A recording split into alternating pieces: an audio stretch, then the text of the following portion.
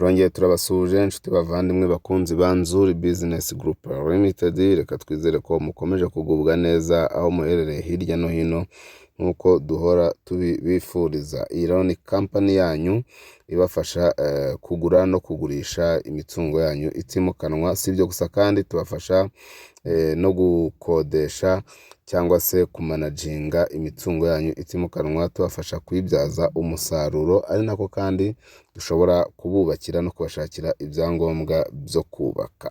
Yes. Ni nako kandi tukwibutsa gukanda subscribe wowe utarabikora, kugira ngo dukomeze kubana umunsi ku wundi, gatanu kuri gatanu. Nk'uko rero muri kubibona ku mashusho yanyu, tubazaniye imari y'akataraboneka, ya yindi ishobora kuguhindurira ubuzima. Yes, ngira ngo rero murabibona yuko tubazaniye uruganda rugurishwa cyangwa se warehouse cyangwa se amastock agurishwa yubatse mu buryo bugezweho. Wowe ushobora gukoreramo uruganda, ugushaka kubikamo cyangwa se gustokamo ibintu byawe, cyangwa se ukahakodesha abandi bakabikoreramo, bagakoreramo uruganda n'iki byose.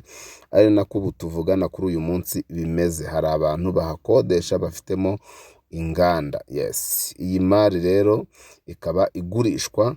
Iyi mari ikaba igurishwa nk'uko muri kubibona, iri hano mu mujyi wa Kigali katikati cyangwa se rwagati, nta handi ni mu karere ka Gasabo, ahazwi nk'Ikabuye.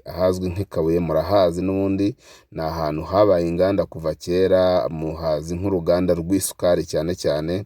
Ubu ngubu rero hari icyanya cyahariwe inganda kinini cyane cy'akarere ka Gasabo, ari naho uru ruganda ruri.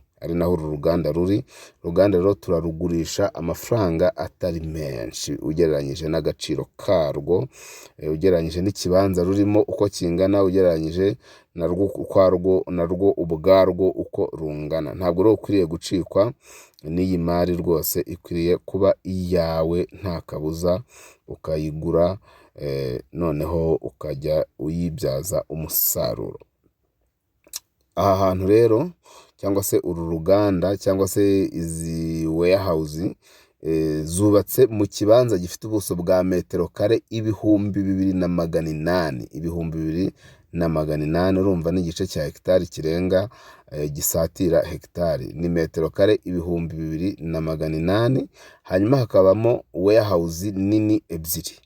Imwe ikaba ifite metero kare 800, ariyo iyi ngiyi murayibona ukuntu ingana. Iyi warehouse rero ifite metero kare 800 ikaba ikodeshwa amafaranga y'u Rwanda 2,2 n'igice buri kwezi niyo ikodeshwa. Abayikoramo niko bayishyura. Siyo yonyine rero, kubera ko hari indi warehouse yindi ya kabiri, iyo ifite metero kare 450. Iyo ifite metero kare 450, yo ikaba ikodeshwa 1,1 n'igice y'amafaranga y'u Rwanda. Noneho zose uko ari ebyiri zigahura na 4,000,000.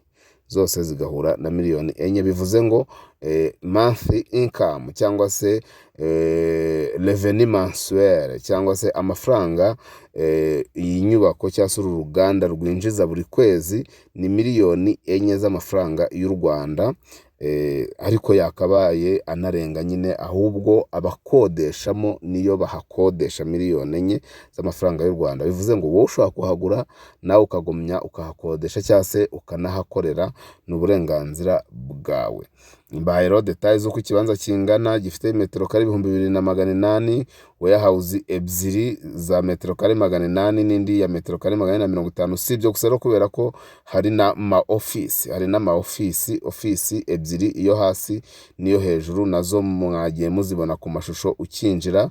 Hakaba rero n'amadushe n'amatoilette n'urwambaro n'ibiki byose. Ahantu rero haragurishwa amafaranga atari menshi cyane, nta yandi, ni 500,000 zonyine ziri negotiable. 500,000 negotiable, cyangwa se 500,000 ziganirwaho. aha hantu haba hawe. Wahakunze rero waduhamagara kuri za nimero zacu arizo 0788483797, cyangwa se 078112 3 0123 miliyoni 500 ariko ziganirwa. Wowe ngwino uvuga utaha ahantu ndahagura aya ngaya, hanyuma tubijyemo bagukaturire ahantu hinjiza miliyoni 4 ku kwezi, hashaka miliyoni 500. Murumva ko ari ibintu rwose byumvikana. Ngwino uvuga uti ngewe ndahagura aya, izo miliyoni 4 zishobora no kwiyongera zikaba 40 cyangwa 400 bitewe n'icyo wakorera. Ni karibu cyane rero iwacu muri Nzuri Business Group Limited. Komeza ukande subscribe, ubundi tubana umunsi ku wundi 5 kuri 5. Twaje turabaha imari nziza cyane kandi zigezweho. Turabakunda. Ciao ciao.